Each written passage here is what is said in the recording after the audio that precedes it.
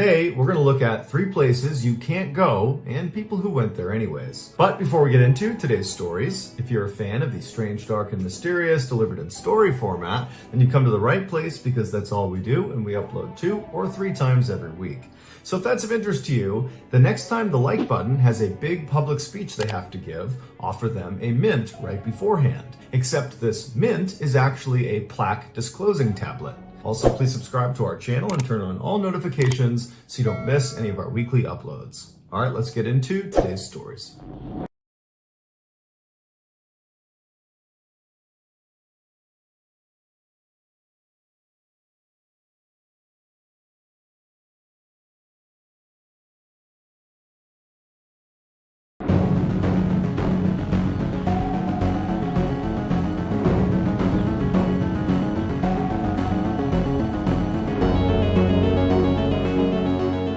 In early 2020, a very popular Russian Instagram influencer named Ekterina Didenko was getting ready to celebrate her 29th birthday. She, along with her husband and some of her influencer friends, were planning to enjoy the occasion at a popular spa in Moscow, Russia. The group rented out a private section of the spa that included a steam room and a small indoor pool. And then once the reservations were made, Didenko and all of her influencer friends began eagerly talking about how excited they were about this party on their various social media accounts. When the day finally came, February 28th, which was Didenko's birthday,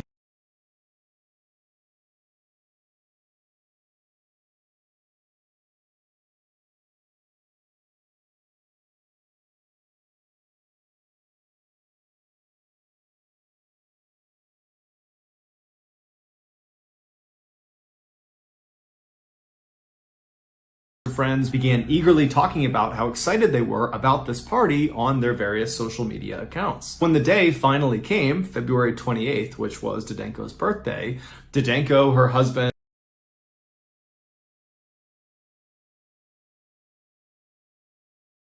finally came, February 28th, which was Didenko's birthday, Didenko, her husband, and the 8 other people they invited, they all descended on this spa. So they go inside, they go back to their private area, and it's great. There's food, there's alcohol, there's music, they're jumping into the pool, then getting in the hot tub, and everyone's just having a great time. Everyone's taking pictures and filming and live streaming. I mean, it's really going as well as it possibly could be. And then at some point, Didenko's husband signals the rest of the group, minus Didenko, and they all begin to pull out these white hazardous materials suits. Imagine what you would see in a movie if there was some huge chemical leak, a full body white suit with a mask.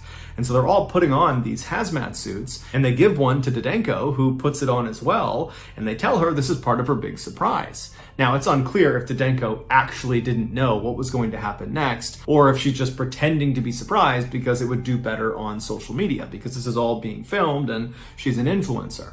But either way, she puts on her hazmat suit, and once everyone has their suits on, Didenko's husband wheeled in this huge cooler like you would bring to a picnic, and he placed it right on the edge of the pool. When he opened the lid, the crowd all gasped and laughed and smiled and filmed as these huge clouds of smoke or steam came pouring out of it. What it was roughly 55 pounds of dry ice. Dry ice is just frozen carbon dioxide. It's commonly used for things like refrigerating perishable goods for long periods of time because dry ice stays cold for a really long time. Also, because of the huge white gas clouds that come off of dry ice, it's also very commonly used as a sort of spooky decoration because you have these very cool white clouds going everywhere. And in fact, that's what Didenko's husband planned to use this dry ice for. He was going to dump it into the pool and create those big white gas clouds all over the pool. The reason they call it dry ice is because as it starts to heat up, it doesn't melt into a liquid state the way frozen water does. Instead, it goes directly from a solid state to a gas state. Dry ice is considered to be quite hazardous if it's handled inappropriately, and while these parties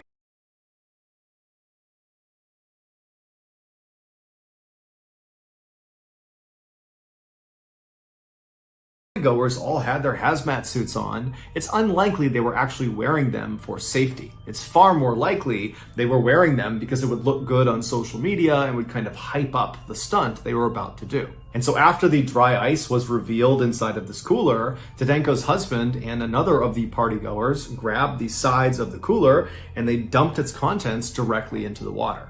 And as soon as the dry ice hit the water, it rapidly began to warm up, which caused a massive, almost explosion of carbon dioxide gas to completely fill the lower half of the room. Now, none of the partygoers are even a little bit fazed by what's happening. They don't realize how dangerous this actually is. And so they're just filming and laughing and kind of thinking this is so funny. And then Zdenko's husband actually leaps through the cloud into the water and kind of disappears below. And then shortly after that, two other partygoers would also leap into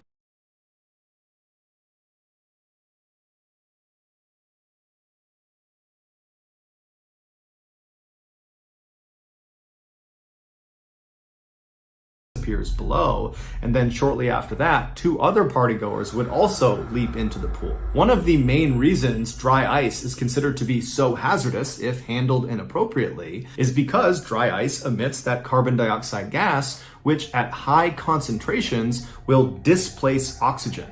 So imagine if you're in a very small room that has very poor ventilation. If you had lots of carbon dioxide in there, you would suffocate. And so this indoor pool was a small confined space with poor ventilation. And so the 7 people on the pool deck, shortly after this dry ice has been tossed into the pool, they started to realize it was really hard to breathe because the oxygen was basically being sucked out of the room.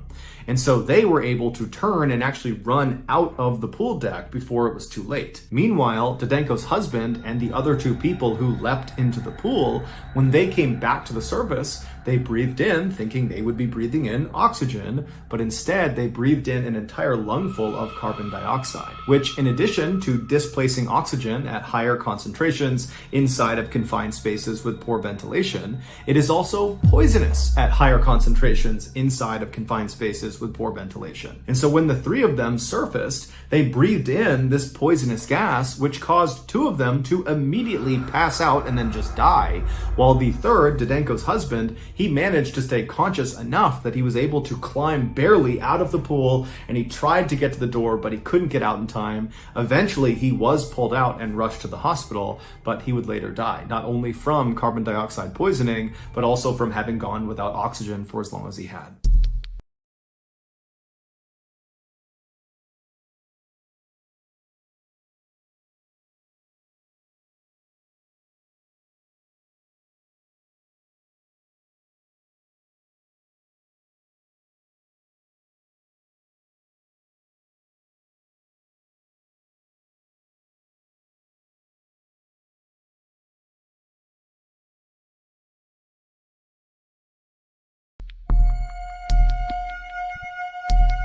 On Saturday, September 30th, 2017, a staff member at a North Wales country club noticed water leaking out of the bottom of an outside wall of one of their many bungalows. These bungalows, which were generally just vacation rentals, were single-story white structures situated up on this beautiful green hillside. The staff member, after seeing this leak, they just turn around and go back to the front office and they tell their boss about it, and then shortly after, 2 maintenance workers were sent out to check on this leak. And so these 2 workers, they go over to this bungalow and they knock on the front door. But after a while, when no one comes to the door, they pull out their master key and they begin to turn the lock. And as they do that, they yell out just in case, hey, we're here just to check on a leak. We have to come in. It's a potential emergency. And so they open up the door, they swing it open, and no one comes to the door. It's still silent. And they're looking into this property. And what they see is on the left, from their perspective, is a kitchen. And on their right is a living room. It was basically one big room that had been designated for 2 distinct functions. And so they yelled out again into this bungalow, hey, we're coming inside, we're just checking on this leak. And then they just walked straight across past the living room and past the kitchen to the back of this property where they reached a door. And this door led into a bedroom, and this door was shut. And so just as a precaution, they knocked on the bedroom door, but nobody came to the door again. So they opened up the bedroom door and they looked into this room, and on the right side of the room, tucked up against the right wall, were 2 twin beds where the head of each bed was tucked up against the wall. And then in the middle of the room, at the base of these two beds was a pile of unopened luggage. And so to the two maintenance workers, this told them that someone clearly was staying in this bungalow. Either they had just arrived or they were getting ready to leave, but apparently they were not there right now. And so the workers walked around the luggage and around the two beds. So they walked on the left side of the room all the way to the back where there was another closed door, and it went into the bathroom. And based on where the leak had been coming out of the structure, they believed it would be coming from this particular bathroom. And so again, they get up to this door and they knock on it because, they want to make sure no one's in there, but there's more silence. And so they open up the bathroom and right away they see water all over the bathroom floor. But as they scan around the bathroom, they look at the sink, they look at the shower, the toilet, none of them are overflowing or running. So it was not any of the usual suspects that had caused this leak. However, there was one other area in the bathroom that could have caused a water leak, and that was the airing cupboard. An airing cupboard is typically where you keep a hot water heater. It's basically like a walk-in closet where the majority of the space is taken up by this heater. And also generally people put in shelves in front of the heater to store their linens and towels and that sort of thing. And in this bungalow, the airing cupboard had its own door, and it was right in the bathroom, and this door to the airing cupboard was right to the left of the door that led into the bathroom from the bedroom. And so these two workers, they reached over and they opened the door that led into this airing cupboard. And as soon as it swung in, they could tell right away where the leak was coming from. And they could tell right away they had a much, much bigger problem. 7 days earlier, 60-year-old former policewoman Mary Isherwood arrived at the North Wales Country Club. She and her ex-husband had for a long time owned one of these bungalows. However, they almost never stayed in it. They basically used it as an income property, renting it out to vacation goers. But they had recently decided that they wanted to actually sell the property. And so before the sale became final, Mary had told her ex-husband that she just wanted to go and spend a week actually enjoying the property and actually take a vacation there. And so originally she and some friends were going to go to this bungalow and spend a week there. But right before they were going to leave, Mary's friends all said they couldn't make it. And so Mary decided she would just go on her own. And so Mary arrives at this country club. It's late at night when she gets there. She gets to the bungalow. She puts her luggage down in her bedroom. And then instead of just kind of getting settled in and going to sleep, she decides she's going to go exercise. Mary was incredibly fit and healthy. She loved playing golf and running and exercising in general. And she knew the club had a pool. And so she reached into her luggage and she just pulled out a bathing suit. She switched into that, and then she went down to the pool and did some lap swimming. After that, she came back to her room where she took a shower, and then she climbed in bed without any clothes on. That was just how Mary liked to sleep. And then at some point in the middle of the night, Mary woke up to go use the bathroom. And so she hopped out of her twin bed. She walked around to the door that led into the bathroom. She went inside, she did her business. And then afterwards, as she was attempting to go back into her bedroom, she accidentally grabbed the door handle of the airing cupboard, which was right to the left of the door leading back to her bedroom. She opened it up, it swung inward. She stepped into the airing cupboard, which was totally pitch black. And as she walked in, she might have bumped into the shelves or realized, this was the wrong turn. But as soon as this happened, the door behind her had actually shut.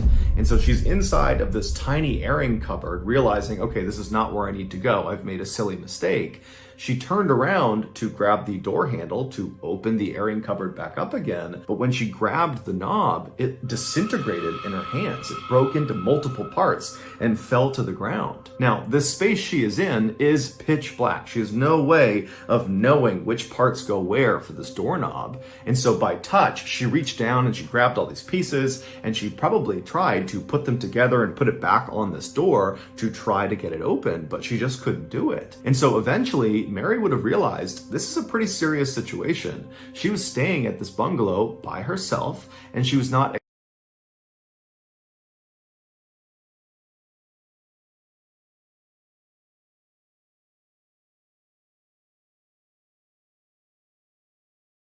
pretty serious situation. She was staying at this bungalow by herself, and she was not expected to check out for another week. So no one was going to be checking on her. And without this doorknob, she could not open this closet door. It was a hard wooden door. The locking mechanism was solid. There was just no way to open it without this doorknob.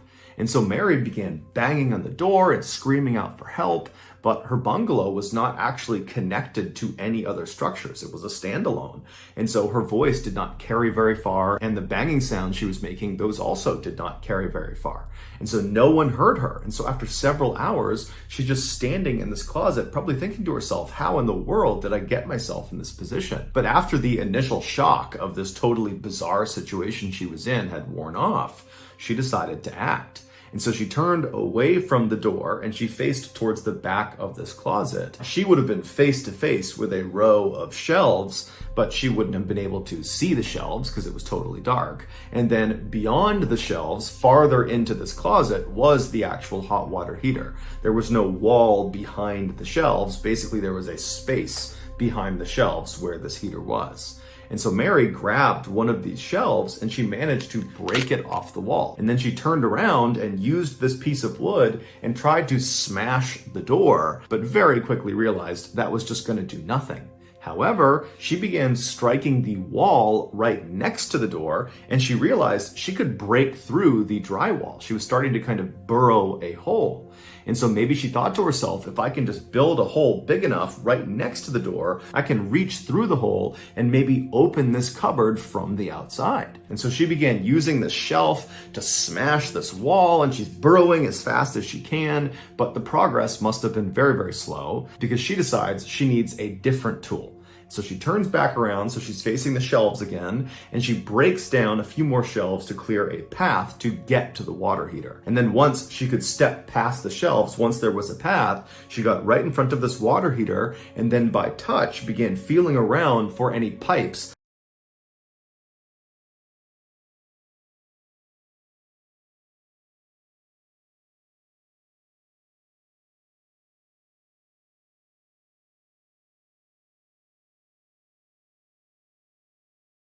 extending off of the heater. And when she found one, she got a good grip of it and she began yanking and tugging on it until she managed to rip a piece of pipe off of the hot water heater. Now, as soon as she did that, she now had a pipe that was a far better tool for burrowing and creating this hole in the wall. However, as soon as that pipe broke off, cold water began leaking out of this hot water heater, the water that had not been heated yet. And it was being sprayed all over the inside of this cupboard. Now, this was a very small space, and so there was no way for Mary to get out from under this cold water. And so it was a shocking and probably very painful experience. But she now had her tool and figured, okay, this is awful, but I'll just use this tool, I'll burrow this hole, I'll get this cupboard open, and I'll get out of here. And so with the water raining down on her, Mary used her new piece of pipe and began digging and burrowing at that spot right next to the door. But after a while, probably several hours, she struck a brick wall. There was no way she could actually push through this wall and reach around and open the cupboard door. There was nothing she could do. It was a dead end. And so totally devastated and probably very exhausted from all the energy she used to burrow this hole, she stopped. She's still getting rained down on by all this freezing cold water. And instead of just totally giving up, she just turned and faced the wall that was leading into her bedroom. She began digging again, using this tool all over again to now dig a new hole on this other wall, most likely hoping that she could literally burrow a hole big enough that she could actually crawl through into her bedroom and escape. And so after several more hours of digging as fast and as hard as she could, while also periodically banging on the door and screaming out for help, she did eventually push through into her bedroom. However, in a cruel twist of fate, when she did finally poke through this wall, there was no bricks in the way, she hit what felt like another dead end. But in fact, what it was a picture frame with a glass cover across it had been screwed onto the wall in her bedroom. And this painting was right over where she was digging this hole. And so in her totally exhausted and panicked and saddened and scared state, she hits the back of this painting. And again, it's pitch black and she's feeling through the hole most likely, and she's touching this hard back of this painting. And she's realizing, oh my goodness, I've hit another dead end. There's nowhere for me to go. Even though in reality, she could have very easily just broken through that frame and then maybe made the hole a little bit bigger, and then she could have squeezed through it and escaped. but she didn't know that, and so she eventually just slouched to the ground and accepted her fate. 6 days later, when those two maintenance workers opened the airing cupboard door, they found Mary's body slumped up against the wall inside this closet. She had died of hypothermia. It would turn out other residents of the other bungalows nearby heard banging coming from this bungalow on Saturday night, the night that Mary actually got stuck, and then they also heard the banging the following morning, on Sunday morning. But none of the other residents reported it because they believed it was just construction or some other maintenance work. However, there was one couple staying in one of the nearby bungalows that thought there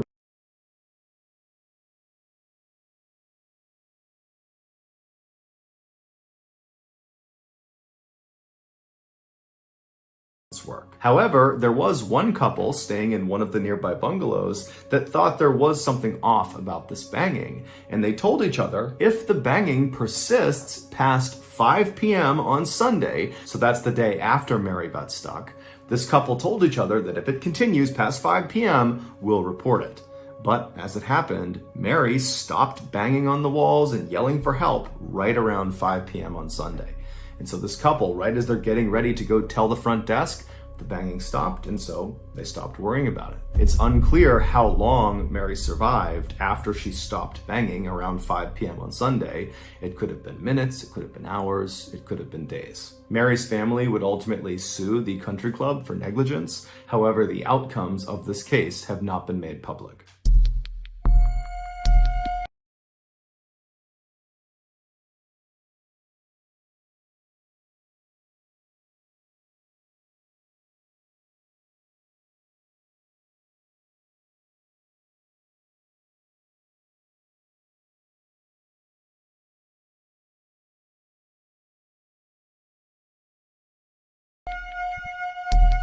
On July 30th, 2013, 56-year-old Roger Miro grabbed a bag of trash from his apartment and then walked out into the hall. He turned right and walked down the hall until he reached the trash chute, which was right on the side of the wall. He opened it up. It was like a mailbox. He opened it up. He dropped his trash bag inside. He closed the trash chute and then walked back to his apartment.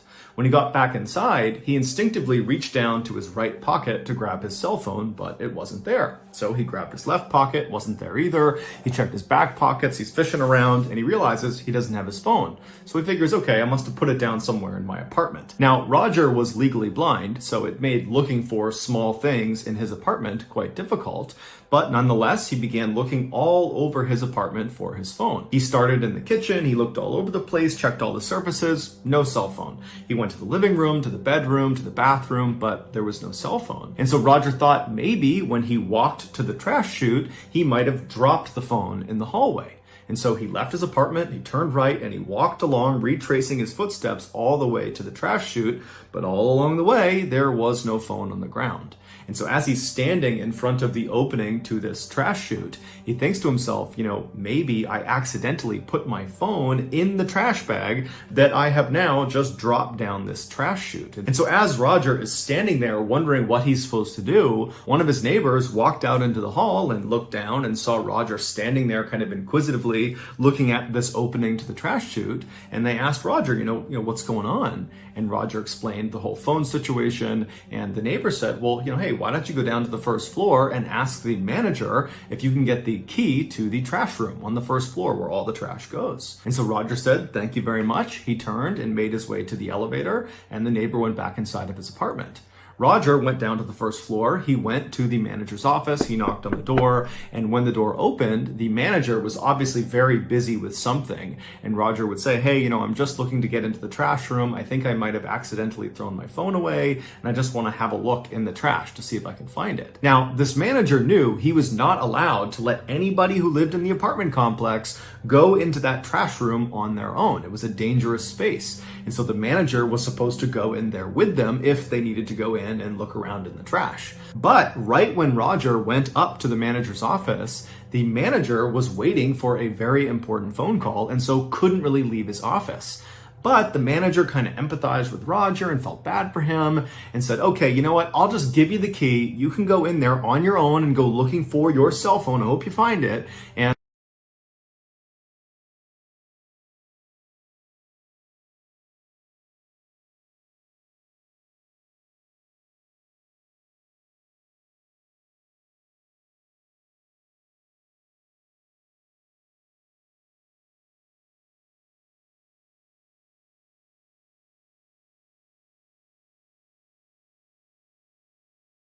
give you the key. You can go in there on your own and go looking for your cell phone. I hope you find it. And when you're done, just bring the key back here. And so Roger said, thank you very much. He took the key, he left the office, and he made his way down the hall to the trash room. And when he got there, he unlocked the lock and went inside. A few hours later, Roger's wife came home from work, and when she got to the apartment, Roger wasn't in there. She tried calling his cell phone, but he didn't pick up. And so she walked around the apartment hoping there would be some indication of where he might have gone, like a letter or something, but there was nothing. And so Roger's wife was really concerned about this because this was totally out of character for her husband to go out at night on his own. And so she, operating on a gut instinct, called the police and reported him missing. And so a few minutes later, 2 police officers show up at this apartment building. They go up to Roger's apartment, they speak to Roger's wife, and then they go into the hall and they knock on some doors of other neighbors in the area. And after speaking with them, one of the neighbors who had seen Roger earlier said, hey, he lost his phone, and the last I spoke to him, he was going to go down to the trash room to try to see if he could find his phone down there. And so the officers go down to the first floor, they go to the trash room, and they try the door, and it's unlocked. And when they open up the door and they look inside, right in the middle of this totally nondescript windowless room that basically looked like a basement, was this huge green dumpster. And above the green dumpster, high up on the ceiling, was this round opening. And that was the bottom of the trash chute. So when people like Roger and the other people who lived in this apartment building dropped their trash down their respective trash chute on each floor, the trash would come tumbling down and literally fall out of the ceiling into the dumpster. Now, this dumpster was unique. It was not like other dumpsters where the top was just wide open and anyone could lob a bag of trash in. No, this dumpster, only the left side of the dumpster had an opening for trash. The rest of the dumpster was completely welded shut. There was no way into it. And so on the left side, where this dumpster opened up to allow trash to come in, it was positioned right underneath that opening in the ceiling where the trash came tumbling down. And it wasn't just an opening. It was like this near vertical tunnel that was welded on to the top of this dumpster. And it went straight up and it had this big open mouth at the top, almost like a funnel. And it was there to catch the trash as it fell down, and it would go down this tunnel down into the dumpster. And so the gap between the ceiling and the top of this near vertical tunnel, this chute, was maybe 3 or 4 feet. And so when these officers looked into this room and they saw this dumpster and the chute and this hole in the ceiling, they also saw a ladder had been propped up on the left side of the dumpster right up against that near vertical tunnel, as if someone was trying to look down into the dumpster itself. And so one of the officers walked over, they climbed up the ladder, and when they looked down into this tunnel, down into the dumpster, they found Roger. After a lengthy investigation, this is what is believed to have happened to him. After Roger got that key from the manager, he went to the trash room, he opened it up, and then he went inside and found this huge dumpster. And he would have quickly realized the only way to look into the dumpster, and so to go looking for his phone, was to look down into this tunnel. There was a ladder nearby, so he grabbed it and he propped it up against the side of the dumpster, and he climbed up on top and he looked down into the tunnel, down into the dumpster, and as he was looking, either some trash from the ceiling fell down and struck him, causing him to lose his balance, or he just slipped somehow. But either way, he lost his balance and he tumbled into the tunnel, down into the dumpster. And what Roger didn't know is as soon as that happened, he was doomed. Because this was not some ordinary dumpster. This was a trash compactor. And as soon as Roger fell down that tunnel, his body triggered an electronic sensor that activated the trash compactor. And so the way this worked is there was this big metal ram inside the dumpster. There's a ram on one side, and once it gets activated, it will press. There's a hydraulic press that pushes it all the way to the other side. So any of the trash in this dumpster will get compressed against the other side of the dumpster. And then at that point, the ram comes all the way back. And so every time trash would come down that chute, it would trigger that sensor, the trash compactor would start, it would flatten the trash, and so on and so forth. And so Roger has fallen down into the dumpster, he's triggered this compactor, but he's legally blind, he's probably dazed from the fall, and so by the time he realizes what's going on and he's kind of looking around, there is a hydraulic press bearing down on him. And so he probably tried to jump up the tunnel to try to escape the dumpster, but there was no ladder inside this tunnel and it was nearly vertical, so there was no way to climb up and out of it. And inside of the dumpster itself, there was no emergency shutoff switch and there was no emergency exit. And so at some point, it's assumed that Roger realized he was not going to be able to climb up the tunnel. And so he only had one direction he could go, which was to retreat to the far side of the dumpster, as far away from the press as he possibly could be. But once he got over there, there was nowhere for him to go. And so he was forced to just wait as this hydraulic press slowly moved across until it finally reached him and crushed him. Now, we don't know if that very first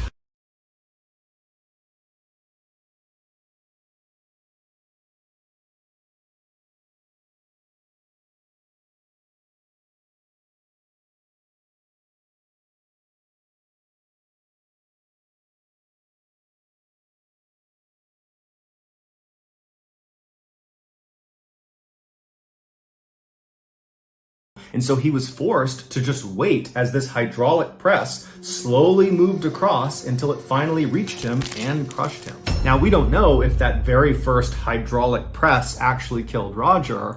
All we know is Roger was trapped inside of this dumpster for several hours, and over that period of time, more and more trash was dropped down the chute, activating the press over and over and over again. And so by the time the police actually looked down into the dumpster, they saw a part of Roger's body, and immediately they could tell there was nothing they could do. Roger was definitely deceased. Roger's wife would sue the manager of the apartment building as well as the company that owned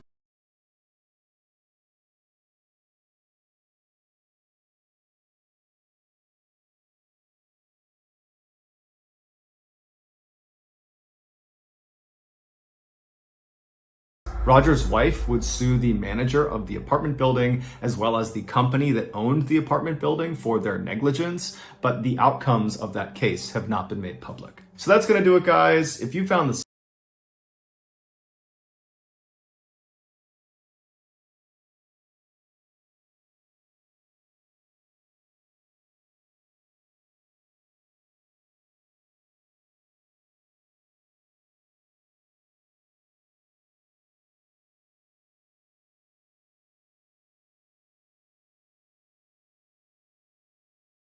but the outcomes of that case have not been made public. So that's going to do it, guys. If you found the secret in today's episode, let us know in the comment section what it is and where you found it, so give us the timestamp. And if you're the first to do that, we'll pin you at the top of the comment section.